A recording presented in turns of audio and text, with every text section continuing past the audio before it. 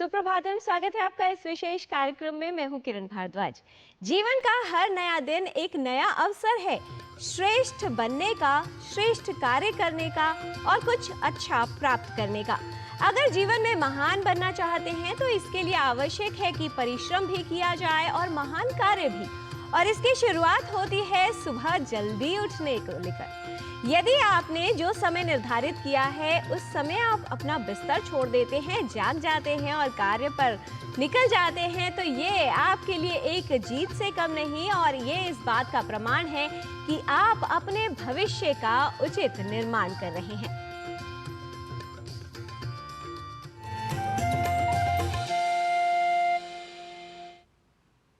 समय जीवन में निरंतर बदलता रहता है। बदल जाओ समय के साथ या फिर समय को बदलना सीखो। मत कोसो अपनी परिस्थितियों को। समय जैसा भी हो हर हाल में चलना सीखो। जो लोग समय के साथ चलते हैं, समय का सदुपयोग करते हैं और समय को नष्ट नहीं करते, उनका जीवन सार्थक होता है। इसलिए समय का ज्ञान और सम्मान दोनों ही आवश्यक है। आइए जान लेते हैं क्या है आज की तिथि, वार और नक्षत्र, और इसके लिए देख लेते हैं आज का पंचांग। आज का पंचांग युगाब्द 5126, विक्रम संवत 2081, शक संवत 1946, उत्तरायण, फाल्गुन मास, कृष्ण पक्ष, पंचमी तिथि, सोमवार, चित्रा नक्षत्र। आज का दिन सभी के लिए मंगलमय हो।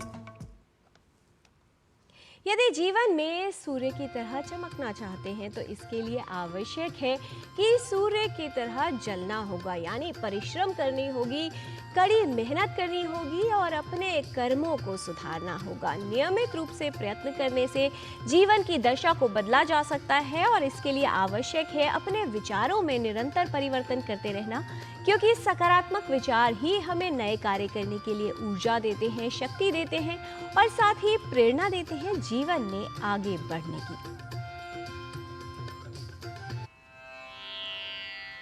पुनीमः सर्व पापानि त्रिविधानि न संशयः ब्रह्मज्ञेनापि यानि स्युस्तीव्रकर्म कृतानि च। ब्रह्म हत्या हो अथवा दुष्कर्म जैसा महापाप, 3 प्रकारों में विभक्त सभी पापों को पवित्र करने के लिए मनुष्य तीर्थों में यथोचित प्रयत्न करता है, इसमें कोई संशय नहीं है। भक्ति अर्थात परमात्मा से जुड़ना वो शक्ति है जो हमें जीवन में निरंतर चलायमान रखती है और इसी में एक बड़ी पहल है महाकुंभ की। महाकुंभ एक ऐसा समागम है जिसमें श्रद्धालु जाकर स्नान करते हैं और साथ ही उस परम शक्ति के दर्शन करते हैं, स्वयं में उसको धारण करते हैं। प्रयागराज महाकुंभ में आयोजित भारतीय ज्ञान परंपरा का समागम बेहद सुंदर है और इसकी जो प्रदर्शनियां हैं वो भी सभी के लिए आकर्षण का केंद्र बनी हुई है। महाकुंभ हम सभी के लिए एक विशेष आयोजन है।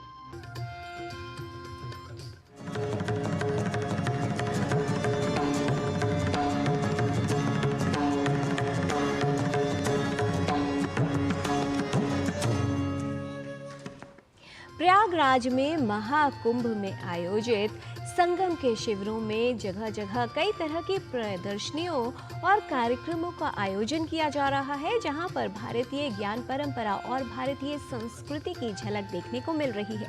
इसमें न सिर्फ जो श्रद्धालु भाग ले रहे हैं वहां पर उपस्थित हैं, उन्हें हमारी संस्कृति का ज्ञान हो रहा है, बल्कि वो उसमें सम्मिलित हो रहे हैं और हमारे ग्रंथों में जो महत्वपूर्ण बातें और संस्कार लिखे हैं उनसे भी वो अवगत हो रहे हैं। वो ज्ञान हम सभी को प्राप्त हो रहा है। आइए देखते हैं इसी पर आधारित हमारी ये विशेष रिपोर्ट।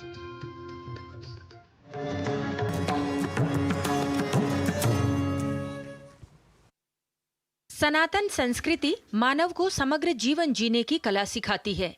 प्रयागराज में आयोजित सनातन संस्कृति के महापर्व महाकुंभ में भी भारतीय संस्कृति और ग्रंथों से संबंधित प्रदर्शनी का आयोजन किया गया है। सनातन संस्कृति के इस महापर्व में सनातन संस्कृति से लोग और श्रद्धालु अधिक से अधिक परिचय प्राप्त कर सके, उसके लिए अलग अलग प्रदर्शनी आयोजित की गई है। आइए ऐसी ही एक सनातन धर्म से संबंधित एक प्रदर्शनी में चलते हैं और देखते हैं कि क्या शिक्षा और कौन सी सनातन धर्म की शिक्षा ये दे रहे हैं। सनातन संस्था द्वारा आयोजित इस सनातन संस्कृति एवं ग्रंथ प्रदर्शनी के माध्यम से भारतीय ग्रंथों में लिखित जीवन, स्वास्थ्य, राष्ट्र, पूजा पद्धति और तीर्थों से जुड़ी अनेक आवश्यक बातें पोस्टर का प्रयोग कर सिखाई गई हैं। यहाँ पर भारतीय संस्कृति, भारतीय सभ्यता और हिंदू धर्म की जो विशेष बातें हैं, तो छोटी छोटी बातों में भी जो हमारी दिनचर्या से लेकर साधना कैसे की जाई है, यहाँ पर देखने को मिल रहा है। यह जो है ये संवाद कक्ष है, यहाँ संत संवाद कक्ष आते हैं, जो पंडालों में संत भेंट देते हैं, तो उनकी संत संगोष्ठी यहाँ पर होती है। संगम क्षेत्र में संचालित इस धर्म प्रदर्शनी में अन्य ग्रंथों के साथ ही नैतिक शिक्षा से संबंधित भी अनेक छोटी बड़ी पुस्तकें प्रदर्शित की गई हैं। यहाँ आने वाले श्रद्धालु और बच्चे भी पुस्तकें तो खरीद ही रहे हैं, साथ ही दैनिक जीवन की उपयोगी बातें भी सीख रहे हैं।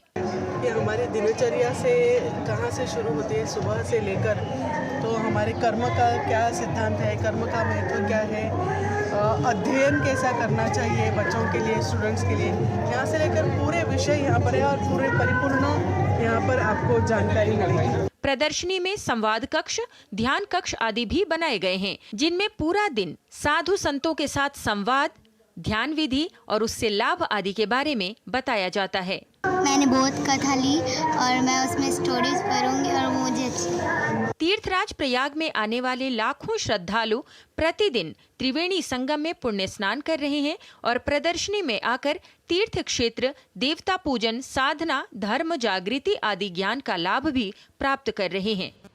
लता वशिष्ठ, डीडी न्यूज, प्रयागराज।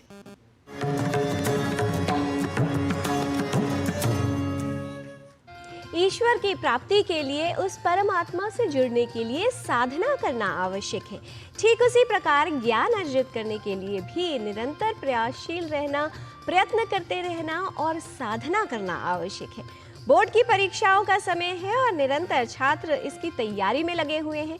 ऐसे समय में कई बार अभिभावक यानी उनके माता पिता और छात्र तनावग्रस्त हो जाते हैं। आवश्यक है कि परीक्षा की तैयारी सही तरीके से की जाए। परीक्षा के इन दिनों में किन बातों का ध्यान रखना आवश्यक है वो समझने की आवश्यकता है, क्योंकि जीवन में परीक्षा निरंतर चलती रहती है और ये भी कहा जाता है कि यदि जीवन की परीक्षा को आपको सफल तरीके से पार करना है तो उसके लिए निरंतर चलायमान रहना यानी प्रयत्नशील रहने की आवश्यकता होती है। और इसके लिए उपयोगी होता है किस तरह से आप अपनी समझ से, साहस से और निरंतर खुद को चलायमान रखने से अपना उत्तम प्रदर्शन जीवन में कर पाते हैं। कहा जाता है कि न सिर्फ बोर्ड की परीक्षाएं बल्कि जीवन पे हर कदम पर संघर्ष है, या ये कहें कि जीवन ही एक परीक्षा है और इसका आरंभ हो जाता है परीक्षाओं से जो हम स्कूल में देते हैं। वो आगे के आने वाले जीवन के लिए एक तैयारी है। परीक्षा के दिनों में कुछ विशेष बातों का ध्यान रखना आवश्यक है। क्या है वो बातें, आइए देख लेते हैं इस रिपोर्ट में।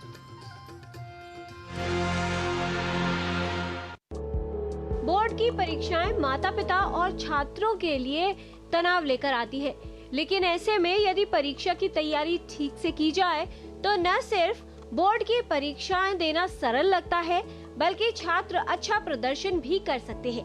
बोर्ड की परीक्षा के समय अधिकतर छात्र देर रात तक पढ़ते हैं, आराम नहीं करते, इसलिए ये समझना आवश्यक है कि बोर्ड की परीक्षा देने से पहले किस तरह की तैयारी की जाए। परीक्षा के एक दिन पहले देर तक जागना या बहुत अधिक थकान लेना उचित नहीं है। ऐसा करने से बोर्ड की परीक्षा पर प्रभाव पड़ सकता है। ऐसे में ये समझ नहीं आता कि क्या किया जाए। सबसे पहले तो ये कि एकेडमिक चेक पॉइंट आपका क्या है, कि आपने कितने टॉपिक तैयार किए, क्या वो सब तैयार हैं, उसका एक चेकलिस्ट लगाया जाए। कोई रह गया तो अब लास्ट डे पे उसको करके बहुत ज़्यादा कुछ अचीव नहीं होने वाला, पहली बात। दूसरी बात, मान लीजिए आपको सबसे पहले परीक्षा कक्ष में क्या क्या चाहिएगा। आपको ज्योमेट्री बॉक्स चाहिए, आपको कैलकुलेटर नहीं चाहिए, आपको आपका हॉल टिकट सबसे इम्पॉर्टेंट है एंट्री के लिए, वो चाहिए। इन सब चीज़ों पर चेक पहले लगा लिया जाए और इन सबको पहले से रेडी रखा जाए। लास्ट मोमेंट पर भागने से अननेसेसरी का तनाव जिसको हम दूर करना चाह रहे हैं वो साथ ही बढ़ा रहे हैं अगर हम ऐसा कर रहे हैं तो। यानी कि हमारा बैग सुबह के लिए रात को ही रेडी हो जाए, जिसको हम सुबह उठा के चलें और आगे बढ़ जाएं। दूसरा, मैं ये कहूँगा कि रिवीजन के तौर पर आप कुछ निमोनिक्स बना लें। निमोनिक्स मतलब फॉर एग्जांपल जैसे मैं कहूँ कि let us say what is the task which you to carry out. So आपने टी से उसको क्या मेंशन करना है, ए से क्या कहना है, एस से क्या कहना है, के से क्या कहना है, ये आप अपने लिए माइंड में छोटे छोटे मैप बना सकते हैं। वो मैप आपको आसानी से आपके आंसर तक नेविगेट कर देंगे। तैयारी के आखिरी दिनों में अच्छी नींद लेना, विशेष तौर पर अपने आहार का ध्यान रखना आवश्यक है। साथ ही व्यायाम करना ऊर्जा को बढ़ाने में उपयोगी सिद्ध हो सकता है। परीक्षा से एक दिन पहले किसी नए विषय या नई पुस्तक का अध्ययन न करें, अपने शरीर को अधिक न थकाएं, रात भर देर तक जाग कर न पढ़ें और अपने खान पान पर भी विशेष ध्यान दें। आप सेंटर पर एक दिन पहले जा कर के देखें। दूसरा, आपका सेंटर आपके रेजिडेंस से कितना दूर है उसको एवेल्यूएट कर लें। तीसरा, ट्रैफिक हर दिन डिफरेंट हो सकता है, तो ये ना कहें कि ट्रैफिक की वजह से आज हम वहाँ लेट पहुँचे। टाइम मैनेजमेंट बहुत आवश्यक है। परीक्षा के अंदर आपको अपनी गति पर ध्यान रखना होगा। अगर आपकी गति उस तरीके से है कि आपने एटलीस्ट 5 से 7 पेपर ऑलरेडी घर पर कर लिए हैं in last about week 10 days, तो आपको अंदाज़ा हो जाता है कि इसको कैसे प्रेजेंट किया जाए। तो प्रेजेंटेशन के पॉइंट ऑफ व्यू से हाईलाइट करना अच्छी बात है, लेकिन ओवर हाईलाइट करना भी नहीं आवश्यक नहीं है। क्यों? उससे क्या होता है कि अब एग्जामिनर की जो अटेंशन है वो सीधा उसी पर जाती है, और अगर बाई चांस आपने उसके अंदर कुछ कंटिन्यूस एरर्स कर रखे हैं तो आप उसको भी हाईलाइट कर रहे हैं साथ के साथ। तो ये आवश्यक नहीं है, क्योंकि पूरा लिखें बेहतर होगा। परीक्षा के समय अधिक तनाव में रहना आपके प्रदर्शन को प्रभावित कर सकता है और आपकी स्मरण शक्ति भी प्रभावित हो सकती है। इसलिए आवश्यक है कि परीक्षा की तैयारी करते समय, परीक्षा के समय और परीक्षा देने के लिए जब आप जाएं, तो आपके तनाव का स्तर कम हो और आपका मन शांत रहे। इसके लिए अपनी तैयारी पर विशेष ध्यान दें। साथ ही मन को शांत करने में योग आपके लिए सहायक सिद्ध हो सकता है। अगर 3 घंटे का पेपर है तो लास्ट के 10 मिनट आपको इस चीज़ के लिए रखना अति आवश्यक है। क्योंकि क्या होता है, जब हम किसी क्वेश्चन को कर रहे होते हैं तो हो सकता है किसी कारण से दूसरे क्वेश्चन पर ध्यान चला जाए और आप पिछले क्वेश्चन में कुछ कमियां छोड़ जाएं। लेकिन जब आप उसको रिवाइज करने आएंगे और पूरे प्रोसेस पर दोबारा रिपीट करेंगे तो आपको हो सकता है वो कमी दिखे और आप उसको दूर कर सकें। तो रिवीजन बहुत आवश्यक है। परीक्षा से संबंधित कोई भी समस्या हो तो उसके विषय में अपने अध्यापक, परिवार या काउंसलर की सहायता लें। परीक्षा की तैयारी ध्यान और सहजता से करें, लेकिन तनावग्रस्त न हो। अपने मन को शांत रखें, आरामदायक स्थिति में रहें। अगले दिन परीक्षा हो तो उसके लिए सभी सामान एक दिन पहले ही तैयार कर लें। परीक्षा वाले दिन समय से पहले घर से निकलें और वो सारी चीजें जो परीक्षा में उपयोगी हैं उन्हें पहले से ही रख लें। सहज मन और शांत भाव से परीक्षा देना आपके प्रदर्शन को बेहतर कर सकता है। बोर्ड की परीक्षा में अच्छा प्रदर्शन रहे, इसके लिए अपनी तैयारी और सहजता पर विशेष ध्यान दें। किरण भारद्वाज, डीडी न्यूज।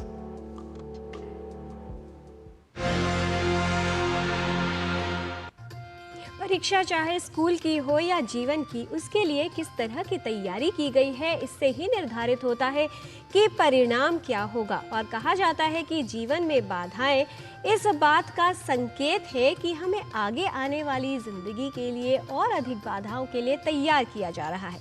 इसलिए जीवन की परीक्षा में भी मजबूर नहीं, मजबूत बनिए और उसकी तैयारी ठीक से कीजिए। यहाँ पर लेते हैं एक अल्प विराम। आप देखते रहिए DD news.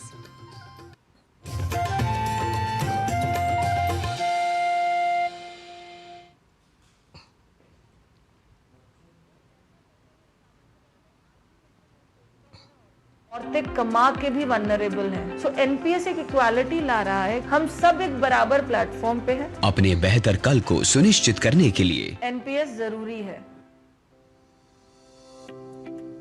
Money saved is money earned. I'm now happy that I could save money every month because of my PNG stove, as it cuts down on 20 to 25% of fuel usage. My PNG stove is also 100% safe with the ISI mark. Moreover, PNG as a fuel burns completely, making it a more environment-friendly fuel. So, use PNG and save money like me.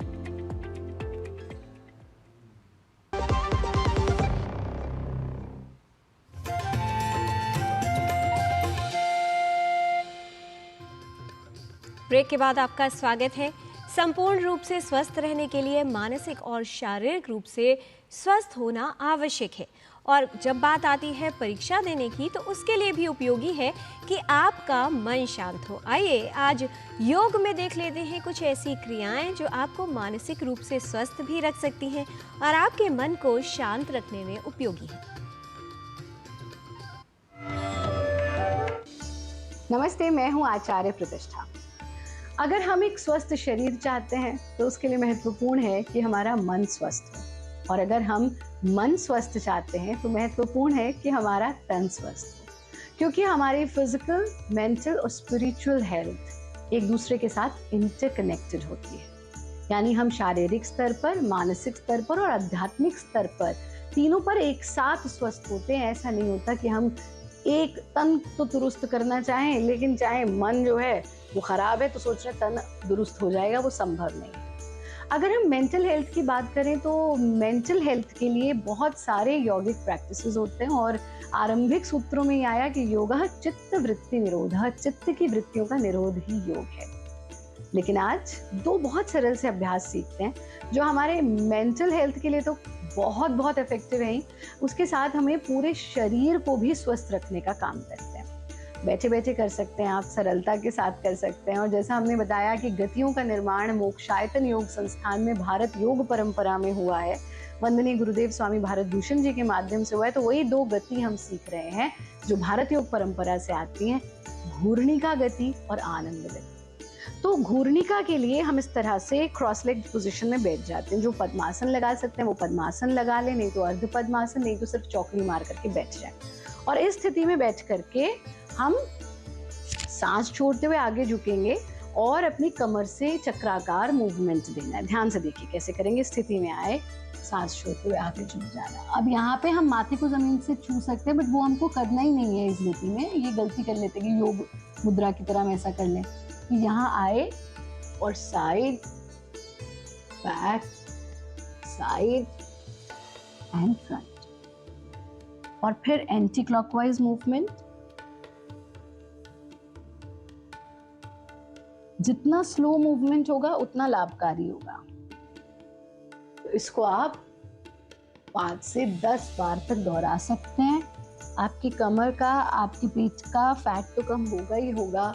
Mental health, आपका तनाव, stress, anxiety, tension, अवसाद, सब में लाभकारी। यहाँ रुके, अपना चेहरा ऊंचा और वापस आ जाए। है ना ये सरल सा अभ्यास। तो घूर्णिका गति को आप 10 बार क्लॉकवाइज, 10 बार एंटी क्लॉकवाइज कर सकते हैं। दूसरा अभ्यास लेना है आनंद गति का। उसके लिए भी हम बैठने का नियम बिल्कुल वही है जो घूर्णिका गति का है, और दोनों हाथों को ऐसे खोल देंगे कि आपकी जो उंगलियां हैं वो चारों दिशाओं में खुली रहनी चाहिए। इस स्थिति में आकर के कमर से हमें पेंडुलम जैसा मूवमेंट अपनी बॉडी को देना है। कैसे? आंखें बंद, ये मूवमेंट चलता रहे और मानसिक रूप से प्रणव का उच्चारण यानी ओम का उच्चारण चलता रहेगा। हम बोल के दिखा रहे हैं, आपको बिना बोले मानसिक रूप से करना है। कैसे?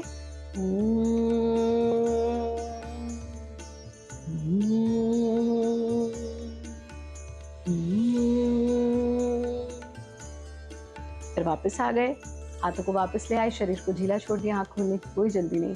थोड़ी देर इस स्थिति में रुके और फिर धीरे धीरे से आंखों को खोल देना। ये दो गतियाँ आपके मानसिक तनाव को दूर करेंगी, मानसिक स्वास्थ्य प्रदान करेंगी। 20 मिनट्स दिन में सूर्य की किरणों में जरूर बैठें, सात्विक आहार लें, प्रत्येक श्वास में परमात्मा के प्रति धन्यवाद का भाव रखें, योगी बने, उपयोगी बने, सहयोगी बने, निरोगी बने। बात हो चाहे जीवन की या स्वास्थ्य की, उसको ठीक रखने के लिए निरंतर प्रयास करते रहना और नियमित अपने आप में बदलाव करते रहना आवश्यक होता है, क्योंकि वैसे भी कहा जाता है कि क्योंकि समय और जीवन निरंतर चलता रहता है, यदि समय के साथ चले तभी जीवन आगे बढ़ता है, अन्यथा रुका हुआ पानी भी महकने लगता है और उसमें दुर्गंध आने लगती है। इसलिए जीवन में निरंतर चलायमान रहना आवश्यक होता है, क्योंकि गति ही हमारे जीवन को बल देती है, शक्ति देती है। और जब हम जीवन में कुछ नया सीखते हैं तो उसके साथ साथ जीवन की दिशा और दशा दोनों ही बदलती है। ज्ञान जीवन में अति उत्तम है और जीवन को समर्थ बनाने का सबसे प्रभावशाली विकल्प है। संस्कृत का ज्ञान लेने के लिए आइए चलते हैं हमारे सहयोगी गवीश द्विवेदी के साथ संस्कृत पाठशाला में और जान लेते हैं कि संस्कृत से जुड़े कौन से व्यवहारिक शब्द और वाक्य आज वो हमें सिखा रहे हैं।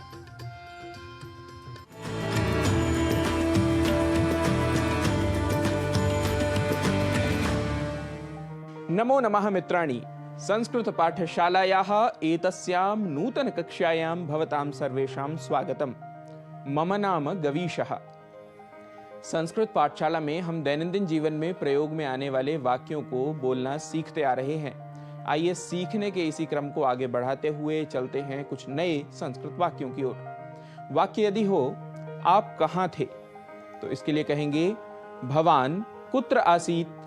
भवान कुत्र आसीत, मैं पार्क में था। इसके लिए कहेंगे अहम उद्याने आसम। अहम उद्याने आसम। उद्यान शब्द संस्कृत का शब्द है जो पार्क के लिए प्रयोग होता है। इसके लिए वाटिका या और भी बहुत सारे शब्द उपलब्ध हैं। मैं वह बहुत चाहता हूं। मैं वह बहुत चाहता हूं, यदि यह वाक्य हो तो संस्कृत में कहेंगे तद अहम बहु इच्छामि। तद अहम बहु इच्छामि। यदि वाक्य हो कितनी शर्म की बात है, तो इसके लिए संस्कृत में कहेंगे कियत लज्जास्पदम। कियत लज्जास्पदम, यह मेरी गलती नहीं है। इसके लिए कहेंगे एषः मम दोषः न। एषः मम दोषः न, मेरा तो ऐतराज नहीं है। मम तु आक्षेपः नास्ति। मम तु आक्षेपः नास्ति। वाक्य यदि बनाना हो वह तुनक मिजाज का है, तो कहेंगे सह शीघ्र कोपी अस्ति। सह शीघ्र कोपी अस्ति, ऐसे गंभीर मत होइए। एवं गंभीरः मा भवतु, ठीक समय पर बता दिया। इसका संस्कृत बनेगा युक्ते समये सूचितवान। युक्ते समये सूचितवान। वाक्य यदि बनाना हो वह बहुत बकबक करता है, तो कहेंगे सह बहु जलपति। सह बहु जलपति। जलपति अर्थात बहुत बोलता है, बहुत बड़बोला है। यह तो उड़ती खबर है। यदि यह वाक्य हो तो कहेंगे एषा केवलम किम वदंती अस्ति। एषा केवलम किम वदंती अस्ति, कुछ नहीं होगा। यदि यह वाक्य हो तो कहेंगे किमपि न भविष्यति। किमपि न भविष्यति, ऐसे ही आ गया। एवमेव आगतवान। एवमेव आगतवान, भला बेकार ही क्यों जाएं। विना कारणम किमर्थम गंतव्यम। विना कारणम किमर्थम गंतव्यम, आपको क्या परेशानी है। भवतः किम अस्ति कष्टम। भवतः किम अस्ति कष्टम, आपकी बात सही है। यदि यह वाक्य हो तो संस्कृत में बोलेंगे भवतः वचनम सत्यम। भवतः वचनम सत्यम, मेरी बात कौन सुनता है। मम वचनम कः शृणोति। मम वचनम कः शृणोति, क्यों इतनी चिंता करते हैं। यदि यह वाक्य हो तो कहेंगे किमर्थम एतावती चिंता। किमर्थम एतावती चिंता। मित्रों, ये कुछ और वाक्य हमने आज सीखे हैं। इनका दैनंदिन व्यवहार में प्रयोग करके आप अभ्यास करते रहिए।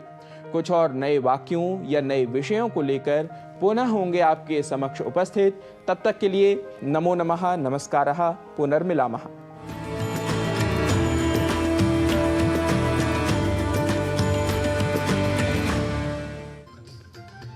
जो कठिन समय अर्थात परीक्षा की घड़ी में साथ ना छोड़े वही सच्चे संबंध होते हैं। और व्यक्ति का इसीलिए सबसे महत्वपूर्ण और सच्चा संबंध होता है स्वयं से, क्योंकि हमारा साहस, हिम्मत, हौसला और आशा ही हमारी परीक्षा की घड़ी में हमारे साथ रहती है और साथ ही ईश्वर का साथ उसको और भी सशक्त बना देता है। इसलिए जीवन में समय कैसा भी हो, अपना साहस मत छोड़िए और आगे बढ़ते रहिए। कहा जाता है जीवन में किंतु परंतु अगर मगर लेकिन यदि काश नहीं करते, जीवन में कुछ कर दिखाने वाले बहानों की तलाश नहीं करते। इसलिए कैसी भी घड़ियां हो, साहस रखिए और हार मानने से पहले एक बार और प्रयास करने का अवश्य प्रयत्न कीजिए। आज के कार्यक्रम में इतना ही। प्रसन्न रहिए, स्वस्थ रहिए और जीवन में आगे बढ़ते रहिए। हमें और हमारी पूरी टीम को दीजिए अनुमति। नमस्कार।